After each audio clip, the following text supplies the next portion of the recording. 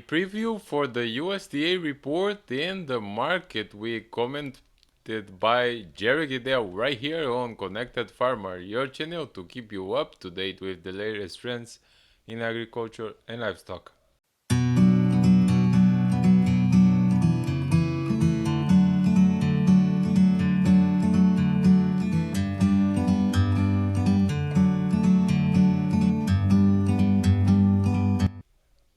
So Jerry, how are you today? So the rains fell in the United States this week. Yeah, they've over the weekend some of the moisture around and some pretty nasty storms kind of moved through parts of the Dakotas and on through Minnesota, northern Iowa, and Wisconsin.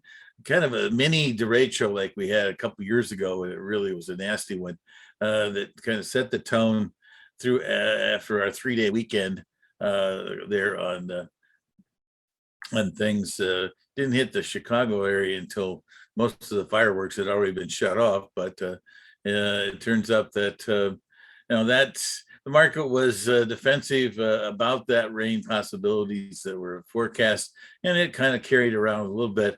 But I think the one interesting twist on it is we started looking forward as to what's going on here with the upcoming report from the USDA on July 12th. Yes, and what are you seeing there? Well, it's important to look at that. I think the key thing that helped us this week also too was the fact that the crop conditions for last week saw a bigger than anticipated setback uh, from the standpoint of good and excellent conditions. That particular situation, on instead of like they're talking 1 to 2 down, it turned to be 3 down on corn.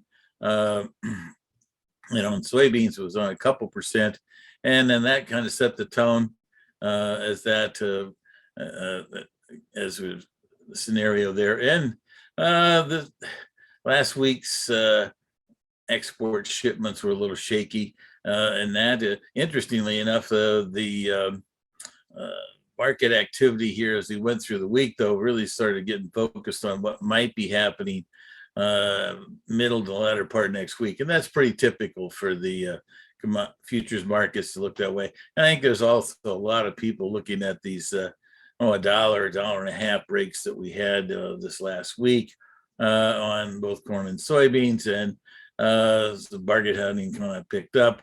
The wheat harvest also jumped up to near at 60%, kind of seasonal low in that. So lots of things kind of popped up in here. Actually, the rumors today had the Chinese buying some Pacific Northwest corn, and also shopping around for maybe some Asian, Australian type of wheat for them, and maybe even some wheat off the U.S. So that's helped both all the markets respond to some very impressive levels here the last few days. Yes, the USDA usually does not bring any surprise about the South American crop, right? Well, it seems like this time of year they've kind of resigned themselves to whatever number they've come up with here. They haven't really made a lot of changes. I think there's still a lot of people kind of getting a cross eye on some of their numbers here, and that with considering the kind of moisture situations it's been in the second crop corn up there. But at this point, it's not modest. Actually, the one thing that kind of popped up in the South American view here this week was the fact that Argentina is starting to acknowledge the fact that their dry conditions is going to cut their 2022-23 crop. They're talking about 400,000 hectares, maybe more decline from last year. And so expectations for this last year's crop at 21, nearly 22 million metric tons could be below 18, could even be closer to 17 million metric tons, partly because of lack of plantings. The twist of it is that Brazil's also jumped in and planted a few more wheat down there. So the much of Argentina's wheat is also shipped over to Brazil, and so they might not need as much in Brazil. So, and that's the way things are going this year. People that are trying to produce it sometimes aren't as lucky, like Ukraine, to get it to produce, and then Russia is also anticipated to have a bigger crop, just like Brazil. And this year we have not heard any problems with the US waterways. Yes. Down the Mississippi. No, we've had last year we had a lot of the dryness definitely prompted higher barge rates and things like that, which also from here on through till October is a big factor. When the barge rates are high, then that means less corn prices can be bid, because there's a world international price that they're looking at. So no, the twist of it is it's been raining in different spots. Like northern Missouri hadn't had much rain, and then the last 10 days, 2 weeks, they've had some very good rains, which will help out Missouri and and the Mississippi rivers there in the central part of the U.S. transportation. There's a lot of barge movement from those areas as we go through on stuff. So that's overall, though, the generally speaking here, that last year, and there's still some spots here in the U.S. that, and it's really, if it's interestingly enough, on the drought monitor, it continues to creep higher here. And I think that's the subtlety of this thing. The rains have been so streaky and so spotty at times.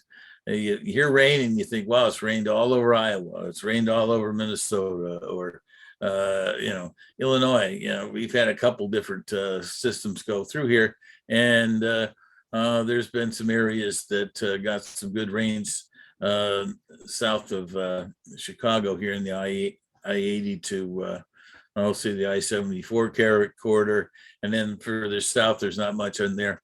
Same thing in Indiana, Ohio. So that some of the latest updates from the National Weather Service on that are showing some of those areas that have been missed, and that's going to continue to be a factor here, because we are starting to see some more talk about tassels showing up and silking and things like that. Last week we're at 4% nationwide, which is kind of normal, but there's limited expectations here. The biggest chunk of U.S. pollination still looks like it's going to be from, say, the July 15th, or maybe as much as 18 on out through the end of the month out there. So it's going to be highly important what kind of weather we have the second half of July.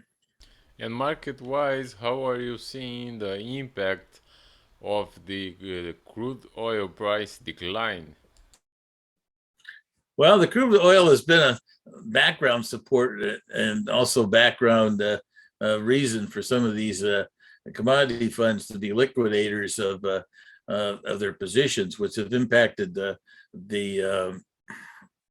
impacted corn and soybeans. It's probably over the last 3 or 4 weeks, probably more than half, or even could be 2/3 of the impact of the liquidation was coming from recessionary ideas, weaker crude oil prices, weaker copper prices, that also influenced the corn and soybean values, because all the major commodity funds always cover their particular risk clear across the spectrum. So weakness in other commodities and the psychology of the economy still has a big impact on Chicago, or on prices as it stands right now. And do you see any highlights for the weather next week? Well, it's still going to be kind of cool the first part of the week, it looks like, and that going into that the USDA's report on January 12th. That's going to be an interesting situation, as the USDA reported last week about the soybean plantings in the U.S. turned out to be like, geez, about 2.6 million less than the number they had way back in March. And it's like, well, how did that happen? And it was really a combination of the 3 states that they're going to resurvey during the month of July. And, it'd be nice, it'd be great if they could have went ahead and did the resurvey and had all the information. We'd have it here in July, but, the system just doesn't make that fast a turnaround. But it's going to be highly important as to what our final numbers will be as to how that is. I do not expect a complete rebound from the 2 million decline that occurred here versus expectations. I kind of anticipate that we might get a number around 1.8 million. And the twist of it is that the USDA here, they have to utilize these June 30th reports. Yes, everybody kind of senses that the U.S. soybean acreage number is probably not the final number we're going to have, and probably will increase from where it was projected here last week. But at the same time, they're kind of stuck with that number. So that means probably there's a chance that they could see some reduction in their exports and also crush. So I think the one thing that could happen here is that we've had kind of shipments have been a little bit lighter than expected. We've had actually up until a couple weeks ago, we were probably 40 million over the USDA's estimate on expectations for the sales for this year. And the last few weeks, we've actually seen some cancellations and people shifting some of their purchases into the new crop. Some of that's been rumored from China. And they've moved some of their, I heard at least 4 or 5 cargoes and possibly been repurchased down in Brazil. The one thing that international exporters don't like is the idea that you bought it once, but now you want to get out of it. I think that to some extent, there's still going to be some reactions here about limiting that kind of approach. But to some extent, if they can get a purchase somewhere else, then and they get some money for canceling, that's probably what can happen. But right now, I'm kind of looking for maybe a 15 million increase in carryover stock old crop, and then this really a 130 million decline in U.S. production. So that ultimately you put in a number here on 225 versus the USDA's 280 that they had last month for the 2022-23 year. But I think everyone will look at this, the number that the USDA comes up with, and say, oh, well, they're going to increase the plantings next month, and also the fact that the adjustments here, because the one thing that the tradition, one thing the USDA's had a long tradition of, they don't like to swing their numbers around a lot, but unfortunately in this case they're going to have to show some type of smaller carryover stock because of this. I'd have to say U.S. planting number of beans is somewhat subject, because the interesting thing about it was when they announced the resurvey, they pointed out the fact that they had 7.8 million more beans and corn that weren't planted. I'm just going to pick a date out of June 15th when their survey was completed. They have to make those kind of numbers, have to have a date. They can't keep asking the question all the way up to the 1st of July. So and so to some extent, there's lots of anticipation, as we say, that they're going to recover some of those acreages. Corn, a little shaving in exports is probably there. And also the slightly higher plantings is going to give us a few more carryover stocks here. Instead of 1.4 that you had last month, they might have 1.47, I should say, carryover.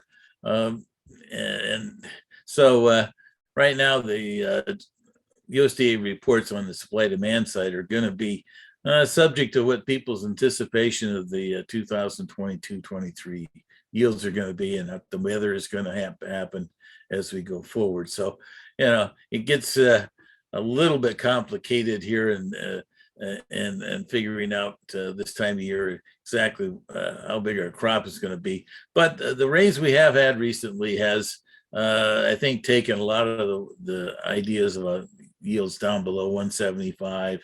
And the U.S. has probably been negated. Are we going to? I don't think there's enough information here, though, to anticipate that we're going to be pressing our yields all the way up to the 179 or 180 level. And that's what is highly important if we're going to really major change the U.S. corn and soybean prices on things. And the same thing on beans. They're going to leave their 51.5 number out there. So, and beans really is what the conditions might be here during the month of August, and how the blossoming and pod setting occurs during that month is the real biggie on soybeans going forward. One thing we haven't covered much on wheat is we're going to have the final numbers, are getting some final numbers together for spring and durum wheat. The first numbers for those two particular ones. It looks like that the USDA is going to see a slightly bigger crop next week, but the world is going to be watching how much activity comes out of Ukraine. And right now there seems to be a big focus, and rightly so, on Europe. Things have really dried up over there. And I know there's been a little rain in France, but there's lots of people pointing to other places over there that could potentially reduce their crop and wheat. And that's part of the reason why we had this kind of quick rebound that we had here the last couple, 3 days. Yeah, so you gotta watch until the end to get the full picture. Thank you, Oh, Jerry. yes. Well, there's plenty of things to keep your eyes at, focusing all around the world these days, isn't it, Luis? It just is, uh, we buried ourselves in the sand, and now all of a sudden we're looking out to seeing where it is going north. So it keeps you going. Thank you. You bet. Have a good weekend.